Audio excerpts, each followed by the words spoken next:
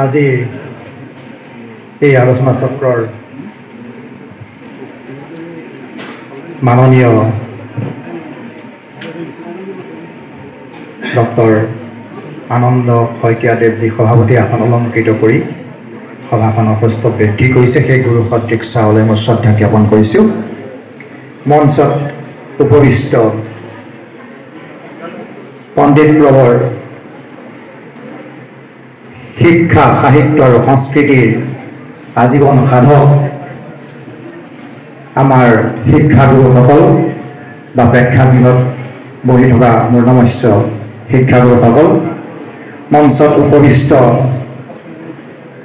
আমাৰ অতিৰিক্ত উপায়ুক্ত মহোদয়, PNBৰ শাখা প্ৰবন্ধক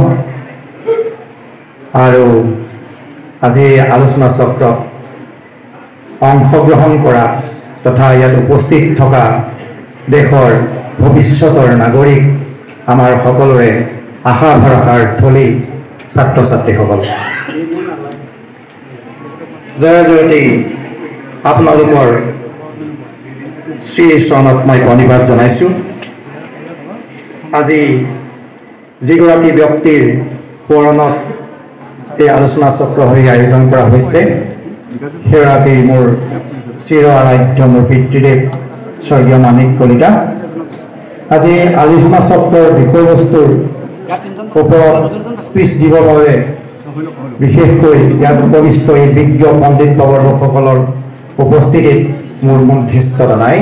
গতিকে মই বিষয়বস্তুৰ ওপৰত নগৈ মই এই আলোচনা চক্ৰৰ আয়োজক তথা এই আলোচনা চক্ৰভাগীৰ ওপৰত চমুকৈ দুআষাৰ ক'বলৈ মই আগবাঢ়িছোঁ আৰু কিবা ভুল ভ্ৰান্তি হ'লে আপোনালোকে নিজ গুণে মোক মৰীক্ষণ কৰিব বুলি মই আশা ৰাখিছোঁ।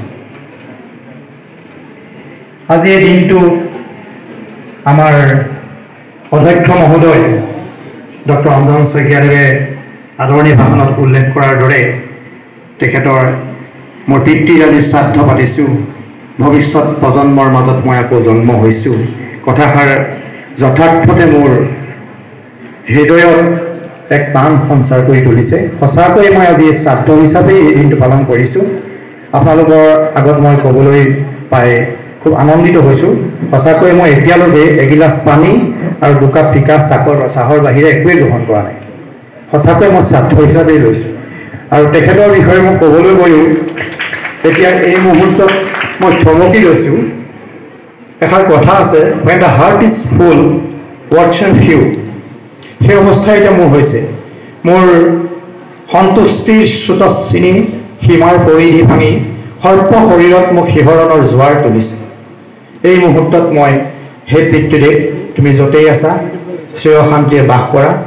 তুমি যেনেদৰে আজি আকৌ ভৱিষ্যত প্ৰজন্মত জন্ম লৈছা, সেই মুহূৰ্তত মই মোৰ শ্ৰদ্ধাৰ এই চিনেমা মহাবিদ্যালয়ৰ অধ্যক্ষ ডক্টৰ অঞ্জন শইকীয়াৰ সুৰতে সুৰ মিলাই ক'ব বিচাৰিছোঁ, আজি তুমি এজন বৰপুত্ৰও তোমাৰ জন্ম হৈছে, যাক মই বৰককাইদেউ হিচাপে আজি আপোনালোকৰ আগত ক'বলৈ পাই মই সগৌৰৱে গৌৰৱবোধ কৰিছোঁ। সেইজন হৈছে ডক্টৰ অঞ্জন শইকীয়াদেউ। যিগৰাকী ব্যক্তিৰ হাতত নিপুণ হাতৰ নিখুঁত পৰিকল্পনাত আজি এই অনুষ্ঠানটি প্ৰাণ পাই উঠিছে। গতিকে জয় জয়তে মই তেখেতক মোৰ অভিনন্দন জ্ঞাপন কৰিছোঁ, মোৰ সেৱা জনাইছোঁ। গতিকে পিতৃৰ ওপৰত মই বেছিকৈ ক'বলৈ গ'লে স্বগীত শ্ৰৱণ কৰা হ'ব, যিহেতু তেখেতে খুব সুন্দৰকৈ আদৰি ভাষণত মোক উল্লেখ কৰিছে। কিন্তু তেখেতৰ দুটিমান শিক্ষা মই এতিয়াও হীৰাই হীৰাই মোৰ বহন কৰি আছোঁ। তেখেতৰ সেই মোৰ দেউতাকো উচ্চ শিক্ষিত নাছিল, কিন্তু সেই শিক্ষা আৰু জ্ঞানৰ পাৰ্থক্য মই আজি অনুভৱ কৰিছোঁ যে তেখেত শিক্ষিত নহ'লেও যি জ্ঞানী মানুহৰ যি জ্ঞান দিছিল, সেই জ্ঞানৰ বীজ মই আজিও মই ৰোপণ কৰি সেই আদৰ্শই মই বাট বুলিছোঁ। তেখেতৰ যি কামৰ প্ৰতি ডেডিকেশ্যন আছিল, তেখেতৰ যি পৰিশ্ৰমৰ প্ৰতি যি ঘামৰ যি মূল্য তেখেতে মোক সৰুতেই শিকাইছিল, সেয়া মই আজিও বহন কৰি আছোঁ। সেই আদৰ্শৰ পৰা আজিও মই বিচলিত নহ'বৰ বাবে প্ৰতি মুহূৰ্ততে মই চেষ্টা কৰি আহিছোঁ। গতিকে হে মহান, তুমি য'তেই আছা চিৰ শান্তিৰে থাকা।